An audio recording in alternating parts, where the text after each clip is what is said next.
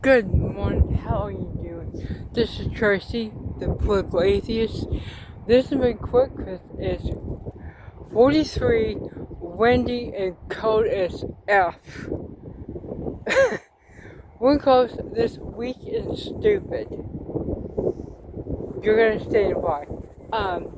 Over the week, the situation in Iran has gotten worse. Now, I couldn't give two hills in hell less who runs Iran. Let's face it. It's a big club, and you and I are not in it. We have to figure out how to survive in this, in the lower level. So, that said, let's move on. Trump says there's negotiations with Iran. The Iranian government says there's no point in negotiating with a snake. I agree. Get a snake, see a snake, grab a shovel, cut its damn head off. End of the problem. Trump has also said that he might be the president that has the honor of taking Cuba. Well, if they took Venezuela with no resistance from the people, that's because the government itself sold out. Which brings me back to Cuba and Iran. Because I'm going to be perfectly honest with you, I think they're going to do the same thing. I don't think they have what it takes, militarily or, well, balls-wise, to go the distance. Now, I could be wrong. I could be completely wrong. Looking at the population of Cuba and Iran, it reminds me of George Carlin. He once said, if you have a country full of brown people, look the fuck out because we'll bomb you. He's right. We seem to go after countries that do not have a fully staffed military, like Russia and China, which Russia is full of white people and China is full of yellow. Go figure. Cuba, Iran, full of brown people. China is full of Asian, they're considered yellow, and Russia is full of white. Where does that bring us? Well, one assessor is it's a racist, psychotic government what we have here in America. I don't think there's any getting around that one. And the Israeli government, you're no better. People don't even actually belong there. And if it wasn't for the Balfour Declaration, you would not be there. That's a whole other video. But the idea that Trump, here's what makes it stupid. We can't afford it. The American government is insolvent. Do you know what happens to small mom and pop companies that become insolvent? They close. They go bankrupt. Trump has been bankruptcy court 9 times. Think about that. 7 to 9 times he's been bankruptcy. And yet, here he is. Here he is. President of a country that's about to go bankrupt. Well, morally, we already passed that point. We passed moral bankruptcy a long time ago. When you keep your Escalade and your freak show, I'll take the John Wayne. Thank you very much.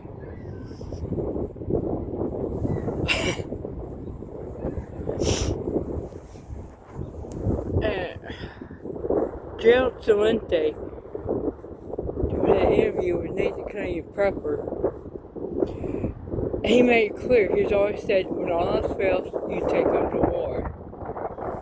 And the second link to an American-born professor in Tehran, Professor Mandani. Get this one. I actually had to sit down for this on the bench. It's a beautiful bench they just put up here. It's a brand new one. I just saw it. Just caught my eye. So I'm just going to tell you this. The American government now has a bounty on an American-born citizen that is currently living in Tehran as working as a professor. I'm going to say that again because I feel like I need to. The American government has a bounty on an American-born professor living in Tehran. You can't make this shit up, people. You really can't. The only time a government puts a bounty on somebody who is a citizen of it, it's with a fascist government. You know, they always say we're not a socialist or communist. That's true. Because they don't do this kind of crazy shit. They really don't. This is completely off the fucking rails of sanity. It's so far from being sane, I don't even know where to put it. Ozzy Osbourne didn't hit this level of crazy, and he was batshit crazy in his heyday. And he wouldn't even go this far. So what do we have? A government that's their greed has overwhelmed the good judgment and morals of a nation that has no morals anymore. They've lost theirs, which is why our government pays what it does, because we let it. Bottom line, the situation in America is the fault of the American people. We have allowed this to go on. We have allowed this to happen. This is our fault.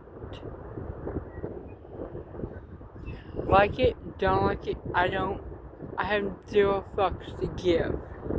Zip, zero, zip. Not one left you deserve. If you have put that paper in the box, you have consented, you have agreed to allow the government to go this far. Now, there's a picture circulating of Trump in a military uniform. First of all, that was a military preparatory school.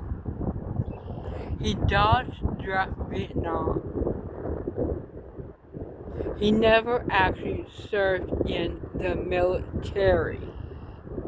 Just like Bill Clinton, he joined one of those college programs, so he would not have to go.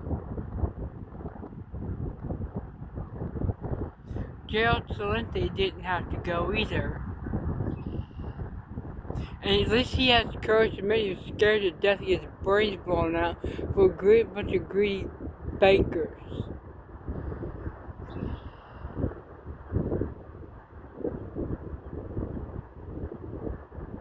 Trump never. Let's go for that. I want to see all these Congress senators to say they served. I want to see your DD-214. I want to see your honorable discharge paper. I want to see all of it. Until don't you dare say you served when you have no receipts to prove it.